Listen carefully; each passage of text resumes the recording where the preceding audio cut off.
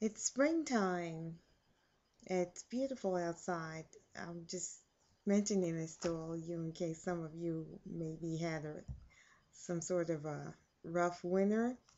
The winter's gone and the springtime is here. Yay, let's all uh, celebrate the fact that, you know, the snow's all cleared out. And even though for some of you it was a rough winter, yeah, I may have mentioned that I spent my winter in Florida, but no, no, we're not going to talk about that. It's not all about me today, so we're not going to talk about that. Um, Today, I want to give you a little bit more pearls of wisdom from A.W. Tozer. You may have I did talk about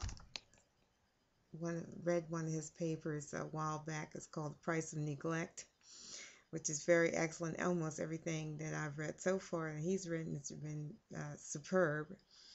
And I'm going to read something else by him for you in a few minutes.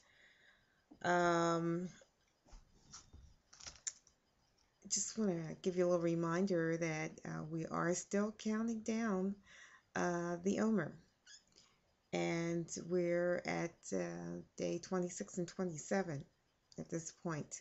So we're really moving right along. We're halfway through. Only 50 days, as you may recall, to the counting of the Omer. And we're more than halfway through, actually. So I just thought I'd remind you of that. I'm sure some of you don't really need that reminder, but I just thought I'd throw it in. What I want to speak to you about, as I mentioned, would be another paper. It was written by A.W. Tozer, The Warfare of the Spirit. And some of you might be meditating on this. I know I am. I'm meditating on this because I'm thinking, what is going on in the global economy? What is going on um, in the weather? I mean, there's tornadoes, there's earthquakes, there's, a lot of crazy stuff going on. There was a volcano recently in Iceland. Volcano in Iceland. That's really bad. I can't think of anything worse than that.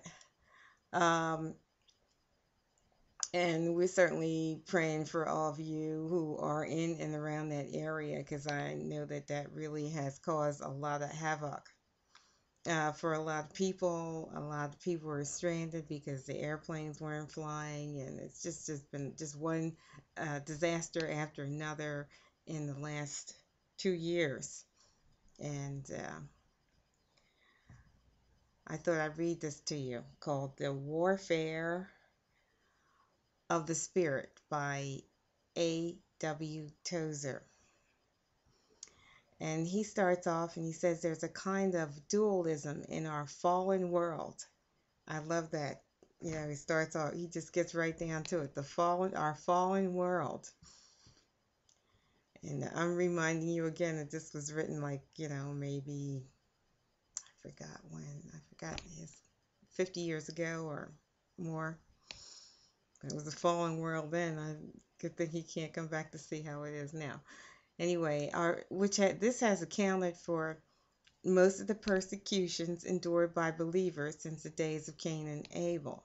So he's putting our persecutions back to the days of Cain and Abel. So, it makes us feel that's in context because we're thinking, this is something really unusual going on, but he's just saying that this is the way it is. There are two spirits in the earth, the spirit of God, the spirit of Satan. And these are at eternal enmity. They're always at war with each other. The ostensible cause of religious hatred may be almost anything. The true cause is nearly always the same. The ancient animosity which Satan, since the time of his inglorious fall, has ever felt toward God and his kingdom. In other words, it's because Satan hates the kingdom of the living God, and Satan hates God, and that is why he keeps things stirred up all the time. Satan is aflame with desire for unlimited dominion over the human family. And whenever that evil ambition is challenged by the Spirit of God, he invariably retaliates with a fury. The world hated Yeshua, Jesus, without cause, and in spite of the many charges against him, his contemporaries who were thinking, in reality, found nothing in his doctrine, his creeds, his preaching that would rouse such unreasonable anger against him. And don't you feel now that, all this angst that's spewed towards believers right now, don't you think it's, just completely unfounded and unreasonable? It's because the world hates Yeshua. The world hates Jesus. That is where it's all coming from. It is possible within the provisions of redemptive grace to enter into a state of union with Yeshua, Jesus, so perfect that the world will instinctively react towards us as it reacted towards Yeshua, the Messiah himself, when he was walking this earth. It is a great reproach to us as believers that we excite in the hearts of unbelievers so much angst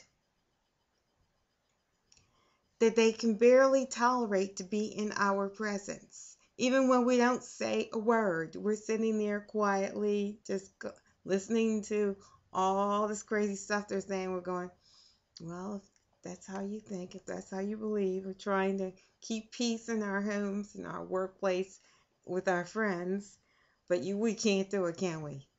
No, because they know how we really think and what we really feel, whether we say anything or not. And it just, all that venom just rises up against us. And we think, wow, what do? We're just peaceable people. But that's the way it is.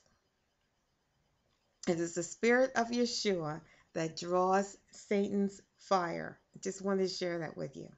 The people of the world will not much care what we believe or how we worship or what form we worship in, as long as, the Spirit of the living God is in our heart and it just emanates out of us, and they will never forgive us for that.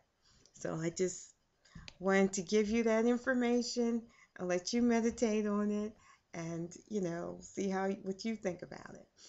But I take this from Tozer, and I believe it to be true. So just sending a little love your way, saying that, the Messiah loves you, but you have to walk with him and you have to carry his cross. And we do that in love because his yoke is easy and his burden is light. Amen. Bye-bye.